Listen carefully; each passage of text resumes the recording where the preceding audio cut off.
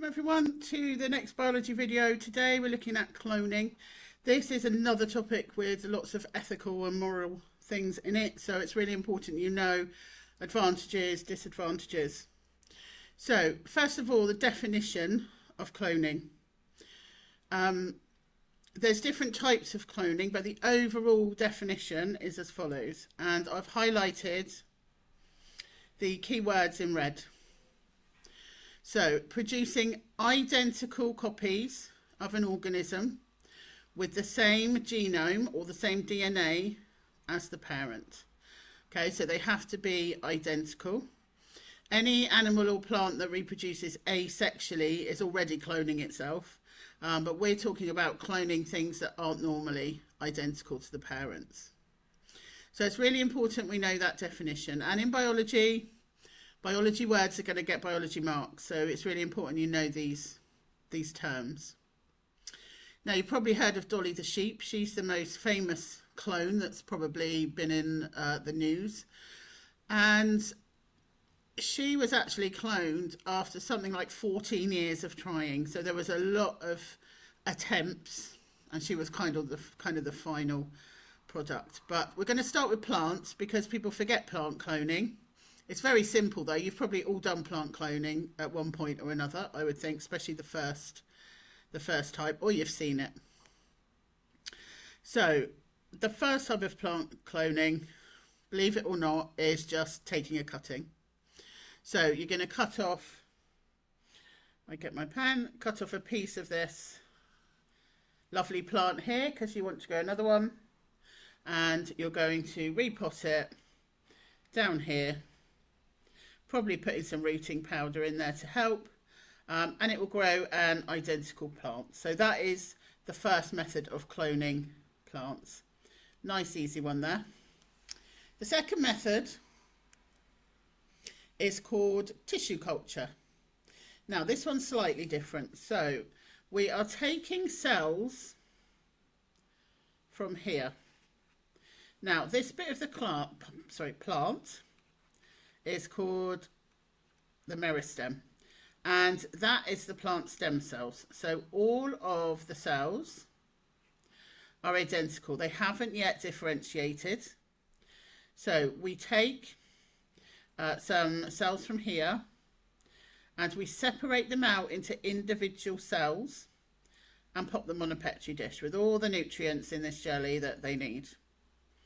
And what will happen is each one of those cells here will grow into one new plant. Now, because we use the meristem cells, the stem cells, these will be identical to the parent. And then you can replant them in a bigger box like they have done here and grow them all. Okay, so we've got taking cuttings is the first one, tissue culture is the second one. It's important you know about the meristem, because if you don't mention stem cells, you could take cells from anywhere, for example the leaf, and if you took cells from the leaf, you know you've got all sorts of different cells in there, palisade cells, spongy mesophyll cells, so they have to be meristem cells. Okay, so that's our plants, that's over with. Let's have a look at the different types of cloning. So the first one is called embryo transplants, and you're normally, if you've got a diagram or if you've learned this out of a textbook, you'll have something like this, and it starts up here with this embryo. Now, some people don't explain where this embryo comes from. Like, they don't just pluck it out of the air, it has to come from somewhere. So if I was a farmer, I would take my best bull and harvest the sperm. I would take my best female cow and harvest the eggs and put them together in a petri dish. And what would happen is we'd have one egg and one sperm fertilise, and I'd choose one of those and it would divide and divide and divide, and this is my embryo. So this embryo is not inside of the sheep, this is in a petri dish, because if it was inside the sheep there's no way we could do the next bit. So it's in a petri dish ready to go. Now the scientists would then take this bundle of cells, now they haven't differentiated yet, though they are still all identical, because it's up to about 16 32 cells, they're all identical. And individually separate out these cells, probably into another Petri dish. Now these 4 cells, because they've come from the same embryo, are all identical. And then they will start dividing. Same embryo, they're just dividing again. So now we've got 4 embryos that are identical to this embryo up here. Now, you could put them back into any female sheep, really. So we've got 4 sheep here, which are our surrogates. So they're going to carry these embryos. They're not related to them at all, but they're going to carry them and actually give birth to the sheep. So down here, this is after the sheep are born. They're all identical, 1, 2, 3, 4, and they are identical to this embryo at the top. Okay, so down the side here are the 5 stages that you need to know. So early embryo, you don't need to say where it comes from. The getting the bull and the female cow, that's just a bit of background to help you understand. Separate the cells. We get identical embryos. We're going to plant them into the surrogates, and then the identical offspring develop and are born, and they are right down here, the clones. They are genetically identical to this one up here. So that is embryo transplant. So we're taking an embryo and splitting it and making, in this case, 4 identical sheep. Now people get this confused with the next one. So let's have a look at the next one, which is called adult cell cloning. So on this one, slightly different. So what we're trying to do is clone an adult sheep, and in this case, I think it's a sheep, yeah. In this case, we are cloning, managed to draw that and rub it out at the same time. In this case, we are cloning this sheep here. So what we need, actually, in order to clone this sheep is, where are we? The DNA from this sheep. So we take a body cell. We can't take a sperm cell or an egg cell because they've only got half the DNA. So we take a body cell. Dolly the sheep, she was cloned from a skin cell. But it can be any body cell that's got a full set of DNA. So here's the body cell that we've taken from this lovely black sheep here. Now, all we need is the middle bit, the DNA. So we remove DNA. And we're going to call this one the parent because it is the parent. The other one's just used for the egg. So we'll have a look at that. So what we've got here is a full set of DNA from the parent sheep, this black one. Now let's go down here. We've got the white sheep here. It doesn't matter what colour sheep it is. It just has to be female because we need an egg. So this is an egg cell from our sheep here. And we're going to remove the DNA from this egg cell. So we've got an egg case, if you like, and we've got some DNA. So we're going to put them together, and this here will be the case of the egg from this sheep here, the white one, and the DNA from this black sheep up here, our parent sheep. So the DNA is matching this sheep here. Now, you've got this here, this lightning bit. Now, because this isn't a natural process, in order to get this egg cell to divide, because normally when the sperm enters, that stimulates it to divide, but of course we've got no sperm involved here. We have to give it an electric shock. Once we've given it an electric shock, it will start to divide. And once it divides, it becomes an embryo. And we put that embryo into the sheep. Put embryo into sheep.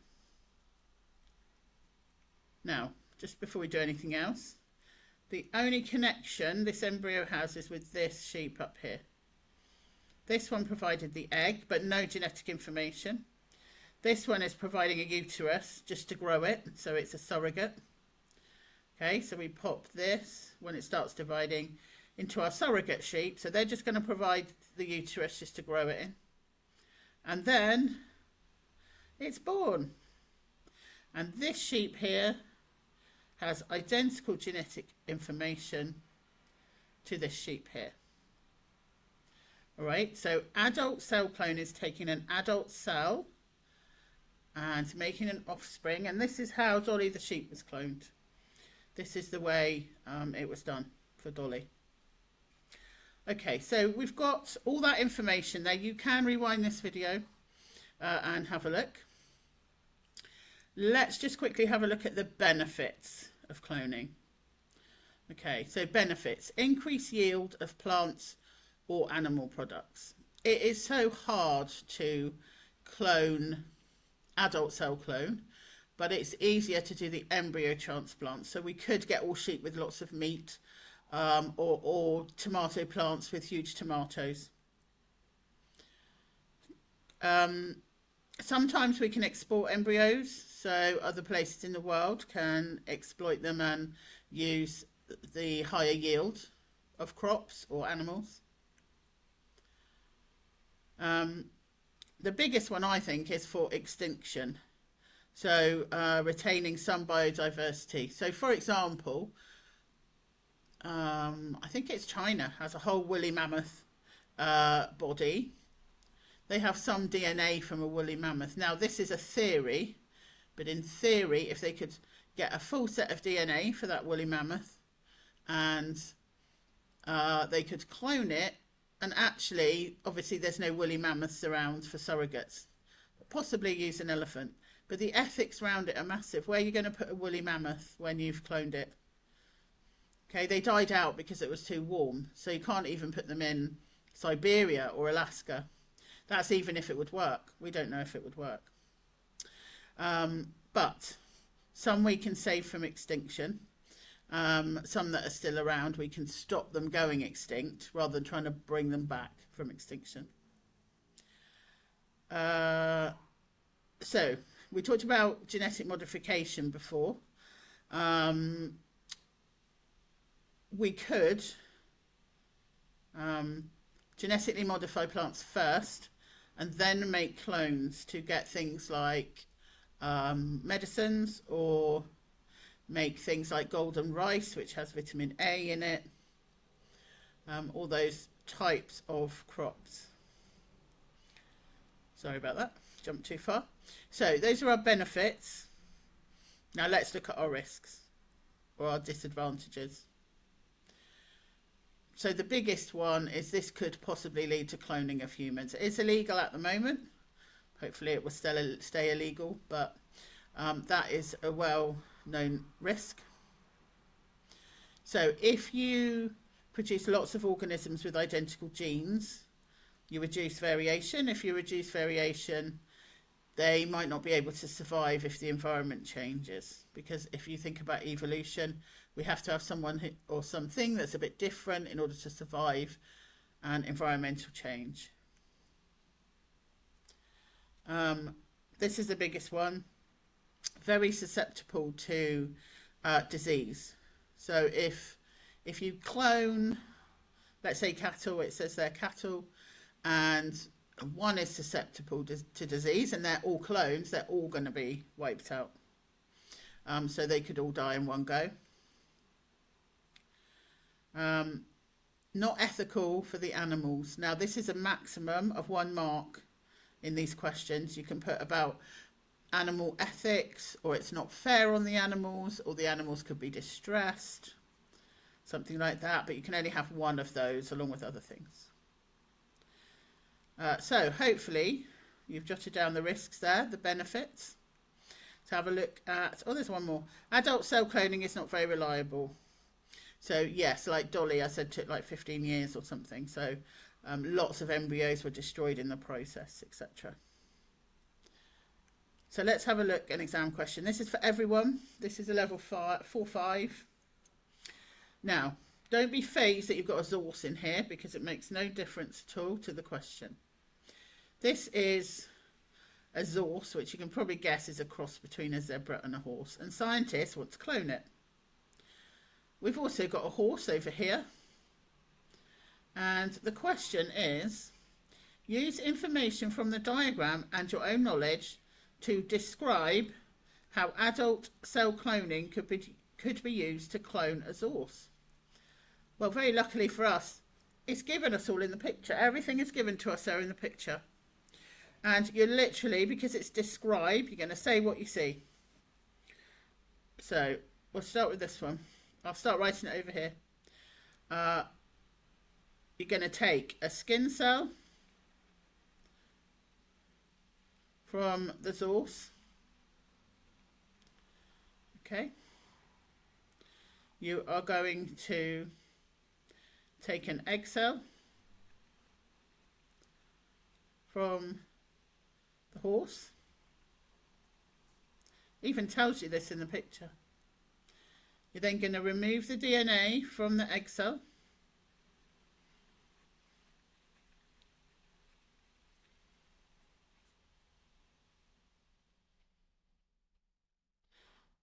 Okay. And then you're going to put the DNA from the Zorse into the egg cell from the horse.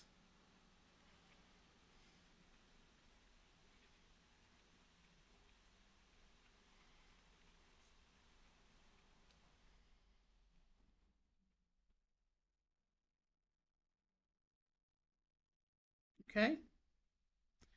Now, this is a bit where your own knowledge comes in. Once you've got to here, you need to electric shock, give it an electric shock for it to divide.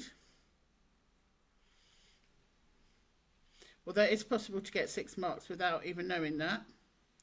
So, electric shock, cells divide, embryo is put into the surrogate, which is this horse here. This horse gives birth.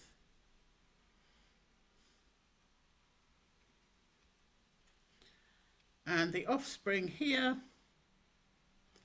is identical to this one here, the parent. So all you have to do, because it's describe, and I will be doing more videos on this, but describe is say what you see, or say what you're going to do. We're just saying what we see on the picture, and that is 6 marks. Okay, so very well done if you manage to get those. You can always pause these videos to have a go. Right, one more question. Now this next one is a level 7 up. So if you're foundation, you can stop there. If you want to do it because you're higher, let's have a look. Right, if you want to have a go on your own, pause the video and have a little go now. Right, hopefully you've had a good go. So this is from Edexcel, but I've seen similar in AQA. Discuss how cattle embryos are cloned. So we are looking at that embryo, not the adult cell one. We're looking at the embryo cloning. So if you remember, separate cells from embryo. Put in individual petri dish. Cells will divide keyword, sorry, undifferentiated. Cells will divide to form identical embryos. Okay. Put embryos into individual surrogates. When born, they will be genetically identical to original embryo. Okay, very well done if you got that. Describe the process of adult cloning. So this is the second one we did.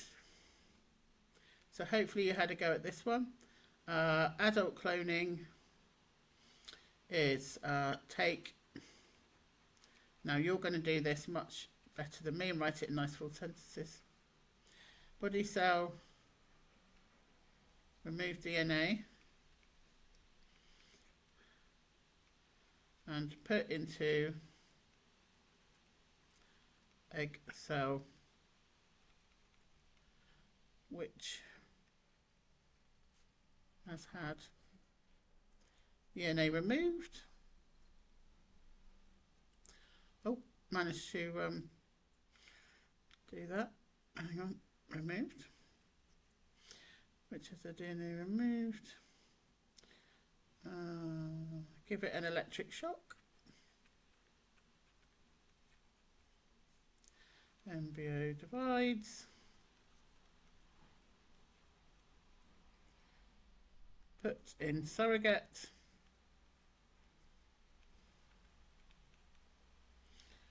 Offspring. Identical to parent. Well done if you got any of those. Give 2 disadvantages of adult cloning. Sorry. Takes a long time, years, often unsuccessful,